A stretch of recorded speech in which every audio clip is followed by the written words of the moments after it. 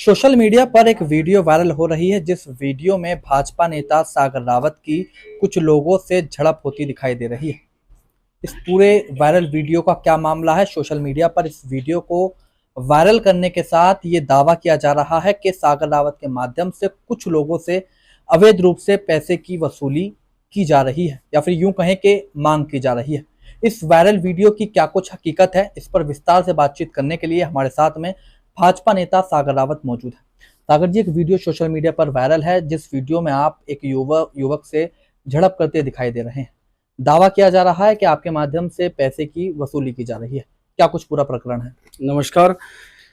इस प्रकरण पे मैं आपके माध्यम से बताना चाहता हूं कि यहाँ न्याय खंड 2 कॉलोनी में वार्ड 57 में यहाँ पे पाइपलाइन नगर निगम के द्वारा बिछाई जा रही है। सीवर की लाइन बिछाई जा रही थी। इसमें कुछ प्रॉब्लम्स आने के कारण 12-13 दिन से यहाँ पे कम से कम 400 लोग बाधित थे। जो दूषित पानी और गंगा सप्लाई वाटर पूरा बदबूदार यहाँ पे घरों में सप्लाई हो रहा था। बहुत शिकायतें, क्योंकि मैं यहाँ पे आरडब्ल्यू का अध्यक्ष भी हूँ और मैं यहाँ पे विगत कई सालों से समाज सेवा के रूप में लोगों के बीच में हूँ। यहाँ पे लोगों की शिकायतें आती हैं तो हम उसका निदान करते हैं। और सबसे बड़ी बात है कि उस 10-12 दिनों में लोगों की जो पीड़ा थी कि बच्चे बीमार पड़ रहे हैं, लोग ड्यूटी नहीं ऑफिस नहीं जा पा रहे हैं, इस प्रकार की क्रियाएं बहुत ज़्यादा हुई। तो जब इस प्रकार की क्रियाएं हुई तो वहाँ पे जो है हमने उस बात के लिए हम लोगों वहाँ से स्पेशली 10 बजे सुबह मैंने घर से निकला। मैंने सारा काम छोड़ा क्योंकि मैं इतना पीड़ित था कि लोगों को जो बदबूदार पानी और वो मिल रहा था, मैं बहुत परेशान था। उस समय निगम में आप पता कर सकते हैं, जेई मयंक मिश्रा जी हैं और गौतम है उनके सुपरवाइजर। हमने उनसे लगातार इसको फॉलोअप करते रहे और उस कार्य को कराने के लिए मैं इस पर खड़े होकर काम करवाया। तो यहाँ पे सीवर के पाइप भी टूटे हुए थे, वो भी डलवाए और पानी के पाइप भी डलवाए क्योंकि उसमें पानी भर जा रहा था। तो मैंने गाड़ी मंगवाई सीवर की, लगातार निगम से फॉलो करके सबको एक साथ इकट्ठा करके वहाँ पे मैंने पाइप डलवाए। 10 बजे से शाम के 4 बजने को जा रहे थे जब हम काम कर रहे थे वहाँ पे। इतने में वहाँ पे जो अतिक्रमण ड्राइव चलता है, तो ये लोग दुकानदार जो बाहर यहाँ पे ईडब्ल्यू प्लेट में दुकानदारी कर रहे हैं, ये लोग ड्राइव चलते हुए गलियों में, जीनों के नीचे और उधर पूरा अपना जितना भी इनका कूड़ा कबाड़ जितना भी पड़ा रहता है, कोई होर्डिंग्स वगैरह जो भी पड़े रहते हैं वहाँ डाल देते हैं। तो ऐसे वहाँ पे बहुत सारा मटेरियल पड़ा हुआ था। इसमें हमने 2-3 दुकानदारों को बुलाया, बहुत सारे लोग वहाँ पे हैं निवासी, उन लोगों ने सब ने देखा, वो लोग भी थे वहाँ पे। तो हमने वहाँ पे 2-3 दुकानदारों को बुलाया, तो उन्होंने अपना अपना कूड़ा हटाया, वो हटाया जितना भी सामान था उनका। तो एक दुकानदार जो यहाँ पे हरिओम पूजा भंडार वाला है, वो रोहित नाम है उसका, वो आता है। तो वो बिल्कुल जो है जैसे उसको मतलब उसका बिहेवियर है, मैंने उसको बोला कि भैया इसको हटवा देना यहाँ से, क्योंकि ये रास्ते में किसी घर के नीचे ठीक नहीं है। इतने में उसने जो है बोला कि मैं 2 दिन बाद हटाऊंगा। मैंने कहा 2 दिन बाद हटा देना। फिर वो लौट के आता है, वो कहता है मेरा तो यहाँ गोडाउन लिया हुआ, मैं इसको गोडाउन के बाहर रखूंगा। तो मैंने उसको बिल्कुल मना किया। मैंने कहा वहाँ लोग बाग आते हैं ऊपर ड्यूटी से और मोटरसाइकिल वगैरह लगाते हैं, वो सार्वजनिक जगह है, अस्पताल है। तो उसने जबरदस्ती फोर्स किया, उसमें बहसबाजी करी। उसके 2-4 लोग स्टाफ के जो होते हैं, जो वीडियो बनाते हैं, इनकी आदत है जब भी बाहर किसी अतिक्रमण की बात करो तो ये लोग सब इकट्ठे हो जाते हैं और इनका एक प्लान रहता है कि भाई इस पे वीडियो बनाओ और फिर इसके खिलाफ चोरी का, डकैती का, छेड़ने का, फलाने का, वसूली का सब आरोप लगा दो कि हम व्यापार वाले मंडल वाले हैं। कोई व्यापार मंडल नहीं है, कहाँ से रहते, कोई निवासी यहाँ का नहीं है, सब लोग ये बाहर से आते हैं और मैक्सिमम लोग बाहर से आते हैं। और दूसरा जो है, इन लोगों ने यहाँ पे पूरे इस पे काला पत्थर रोड पे पूरा इतना बुरा हाल कर रखे कि आप 4 बजे से लेकर रात के 10 बजे तक देखोगे तो कोई अगर बीमार हॉस्पिटल जा रहा होगा तो वो जा नहीं सकता 3 घंटे से पहले। इतना बुरा हाल इन्होंने कर रखा है। तो हमने पहले से ही पूर्व में भी पिछले 7 सालों में, 8 सालों में, 10 सालों में हमने इनको हमेशा व्यवस्था में रहने की बात करी। हमने कभी इनकी दुकानें बंद कराने की बात नहीं कही। हमें दुकान बंद कराने से, किसी की रोजी रोटी छीनने से हमें कोई सुख नहीं है। हमने इनको कहा कि तुम व्यवस्था में दुकानें चलाओ ताकि निवासी जो यहाँ रह रहे हैं उन लोगों को भी, उनके बच्चे भी नीचे उतर सके, नीचे उतर के सब्जी ले सके, साइकिल चला सके, स्कूल जा सके, स्कूल से आ सके।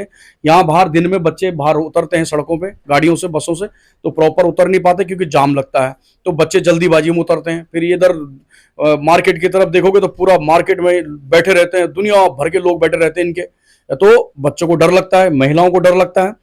तो इसी बात पे वहां पे जब कूड़ा हटाने की बात है तो ये कहने लग गया कि तो ये जो है हर टाइम लड़ता रहता है। मैंने कहा मैंने कभी लड़ाई नहीं लड़ी, तुझे देखना चाहिए कि मैं 20 साल से यहाँ पे समाज सेवा कर रहा हूँ, जनता के बीच में हूँ।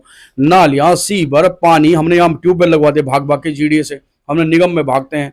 और जितना काम, क्योंकि मैं यहाँ पे प्रत्याशी रहा हूँ भारतीय जनता पार्टी का, और भारतीय जनता पार्टी के प्रत्याशी रहने के साथ साथ मैंने यहाँ पे 20 साल से यहाँ पे समाज सेवा भी करी है और मैं वर्तमान में आरडब्ल्यू का अध्यक्ष हूँ। तो मेरी जिम्मेदारी, नैतिक जिम्मेदारी बनती है कि मैं जनता के प्रति पीड़ित रहता हूँ, मुझे जनता के लिए यहाँ पे अच्छा काम चाहिए। और मैं आपको ये बताना चाहता हूँ कि आज तक मैंने भारतीय जनता पार्टी से नैतिकता सीखी है, मैंने भारतीय जनता पार्टी से अनुशासन सीखा अपने नेताओं से। हमारे सभी नेता किसी भी प्रकार का, कोई भी छोटा हो बड़ा हो, सब नेता हमारे अनुशासित हैं और सब जो है नैतिकता के साथ हैं। तो हम कभी भी भारतीय जनता पार्टी का कार्यकर्ता बोल के या नेता बोल के हम कभी किसी को हमने गुमराह नहीं किया, हमने कभी किसी के साथ नेता बोल के कोई बात नहीं करी। इसलिए मैं आपके माध्यम से ये बताना चाहता हूँ कि जो यहाँ पे हुआ वो यही हुआ था। उस आदमी ने मेरे साथ थोड़ा सा मेरे कंधे पे मारा तो मैंने उसको बोला तो मेरे को हाथ कैसे लगा रहा है, इतनी बात हुई है। इस बात को लेकर अगले दिन हमेशा की तरह नगर निगम ने अतिक्रमण ड्राइव चलाई तो इनको लगा कि सागर रावत ने शायद शिकायत कर दी, तो इन्होंने वहाँ इंदिरापुरम थाने में मेरी शिकायत दर्ज करी। और दूसरा, महिलाओं को अभद्र व्यवहार किया गया, उस दिन बहुत ज़्यादा अभद्र व्यवहार किया गया। और घरेलू महिलाएं जो अपने घर को चला रही हैं, यहाँ पे जो घर को देख रही हैं, उनके ऊपर इन्होंने लांछन लगाए, मेरे ऊपर लांछन लगाए, जबकि मेरी इसको ये प्रमाणित नहीं कर सकते कि मुझे 3,000 रुपये इन्होंने किस रूप में दिए, कब दिए, कैसे दिए। और आज तक मैं आप लोगों के माध्यम से बताना चाहता हूं कि मेरे जहन में, मेरी मानसिकता में, मेरे संस्कारों में कभी किसी के प्रति दलाली का पैसा, किसी से 1 रुपये उगाई का पैसा, किसी से 1 रुपये का फ्रूट कभी मेरे मानसिकता में, न मेरे जहन में कभी रहा है, न मेरे संस्कारों में रहा है। ये कितना भी बोल रहे हैं, इनको प्रमाण करना पड़ेगा। सत्यता क्या है उसको सब आप लोग देखने वाले हैं, सब देखने वाले हैं, हमारे नेता भी देखने वाले हैं, जनता भी देखने वाली है। और मैं दुकानदारों से आपके माध्यम से बताना चाहता हूँ कि हमें दुकानों को बंद कराने का पहले से भी हमने नहीं सोचा, लेकिन हमने व्यवस्था की बात करी। लेकिन जिस प्रकार की इन्होंने व्यवस्था बनाई है, आप देख सकते हैं कि 6 फीट की दुकान है, 8 फीट सड़क घेर रखी है। तो सागर जी, आप ये बताइए, बाकी जो दुकानदार हैं उन्होंने एनक्रोचमेंट हटा लिया, लेकिन एक ही दुकानदार ने एनक्रोचमेंट नहीं हटाया, उसके बाद वीडियो वायरल करना, फिर तरह तरह के आरोप लगाना, इसके पीछे की क्या कुछ कोई खास वजह है कि एक टारगेट लेकर चलना? क्योंकि बाकी दुकानदारों ने बात मान ली, एनक्रोचमेंट को हटा लिया, लेकिन एक ही दुकानदार ने नहीं हटाया। जी मैं बताता हूँ, जब अतिक्रमण ड्राइव चलता है तो ये गली में पूरा माल भर देते हैं, गली जीनों के नीचे जहाँ लोग चलते हैं, जहाँ मोटरसाइकिल खड़ी रहती है, पार्किंग होती है, जो उस एरिया को भर देते हैं। वहां पे कुछ दुकानदारों ने हटाया, वो बगल में वहीं उन्होंने किराए पे रहते हैं, तो उन्होंने वहां हटा के अपने किराए की दुकान पे खड़े कर दिए। लेकिन इस व्यक्ति ने उसमें बहसा बहसी करी, अंदर गोडाउन में रखने की, उसमें सार्वजनिक स्थल पर रखने की बात कही। लेकिन मैं ये कहता हूँ कि यहाँ पे इस फ्रंट एरिया में जिस प्रकार का अतिक्रमण है, जहाँ पे बच्चे नीचे नहीं उतर सकते, आप पॉल्यूशन देखो, गंदगी देखो, मोटरसाइकिल पानी बचाने की बात होती है, यहाँ पे रोज मोटरसाइकिल सर्विस होती है, बहुत पानी यहाँ पे वेस्टेज करते हैं। यहाँ पे टायरों के भंडार देखे आपने, बाहर टायरों के भंडार हैं, गोडाउन बना दिए हैं। और सबसे बड़ी बात है कि यहाँ पे जिस प्रकार के ये क्रियान्वित होते हैं लोग, उन लोगों का कोई भरोसा नहीं होता कि किसकी क्या मंशा है, किसका क्या है। लेकिन हमारी आज तक इन्होंने इतने सालों में व्यवस्था की बात इन्होंने नहीं समझी। हमने अतिक्रमण हटाने की बात कही, हमने दुकान बंद करने की बात नहीं कही। हम किसी भी दुकानदार की रोजी रोटी चली जाए उससे हम संतुष्ट नहीं है। हर एक की रोजी रोटी रहनी चाहिए, लेकिन सामने जनता को देख के, जनता के हितों को देख कर, मानकों को मानकर रोजी रोटी चलनी चाहिए। ये नहीं कि अपने निहित स्वार्थों के लिए हम किसी 32 परिवारों को परेशान कर दें। एक जीने के नीचे एक आदमी अपना बिजनेस चला रहा है और 32 परिवार परेशान है, उसके लिए स्कूटी जगह खड़ी करने की नहीं है, उसके लिए चलने की जगह नहीं है। इस प्रकार की मानसिकता के साथ अगर ये लोग हमारे साथ दुश्मनी निभाते हैं, इन्होंने चुनाव से पहले भी यही दुष्प्रचार किया कि सागर रावत जो है दुकानें बंद कर देगा, जबकि हमने कहा था कि दुकानों को व्यवस्था में लाएंगे। हमने कहा था दुकानों को व्यवस्था में लाएंगे। आप अंदर चले जाओ कॉलोनी के अंदर, अगर एक बच्चा आपको सड़क पे खेलता हुआ मिल जाए तो आप मुझे जो मर्जी सजा दे देना। सारा मंडी बाजार बना पड़ा, तो पता नहीं कहां से आते हैं, कोई खोड़ा से, कोई लाल कुआं से, कोई दिल्ली कल्याणपुरी से, कोई कनाउनी से, कोई कहीं सर। यहाँ मंडी बाजार बन रखा, पूरी तरह से रोड जाम है। कोई हॉस्पिटल जाना होगा मखनपुर से तो वो जा नहीं सकता, कोई इस सड़क पे जाना होगा तो वो जा नहीं सकता। इस अतिक्रमण के खिलाफ अगर इन लोगों ने हमारे प्रति इस तरह की दुष्भावना के साथ थाने में शिकायत की तो हम इसके खिलाफ हम लगातार शिकायत करेंगे और बढ़िया से इस अतिक्रमण आपके खिलाफ में इंदिरापुरम थाने में शिकायत दर्ज करा दी गई है। वसूली का आप पर आरोप लगाया, हालांकि आपने आरोपों को निराधार बता दिया है। अब जो आरोप आपके ऊपर लगे हैं, जो शिकायत आपके ऊपर लगी है, इसको लेकर क्या आपका जो एक्शन है वो रहने वाला है? क्या नगर निगम में एनक्रोचमेंट को लेकर आपके माध्यम से कोई शिकायत की जाएगी? क्या थाने में कोई शिकायत की जाएगी? क्या इस मामले से जुड़ा क्या एक्शन आपका रहने वाला है? सबसे पहले इन्होंने हमारे खिलाफ इंदिरापुरम थाने में शिकायत दी है और जो सारी शिकायत निराधार है।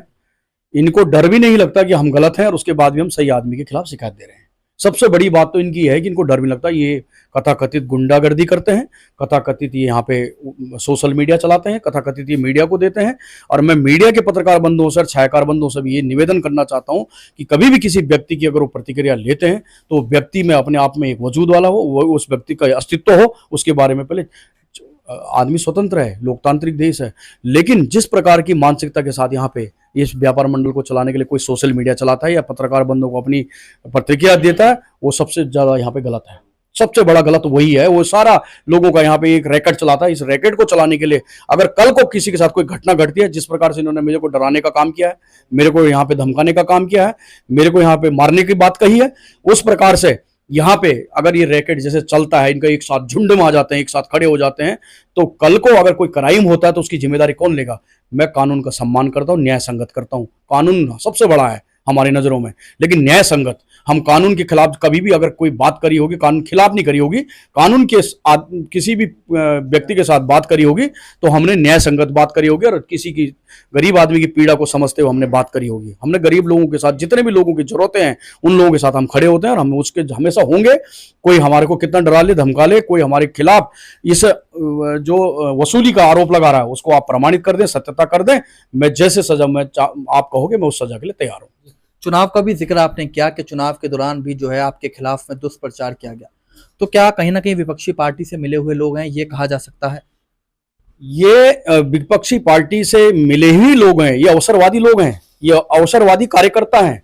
ये पार्टी जब भारतीय जनता पार्टी यहाँ पे चरम पे है तो भारतीय जनता पार्टी के साथ आपको पता है कि सब अवसर, हमारे बड़े नेता ने एक उदाहरण दिया था कि चमचा और एक्चुअल कार्यकर्ता में क्या फर्क है। तो वो आज मुझे समझ में आता है कि जो अवसरवादी कार्यकर्ता होता है वो किस प्रकार का होता है, उसकी मानसिकता क्या होती है।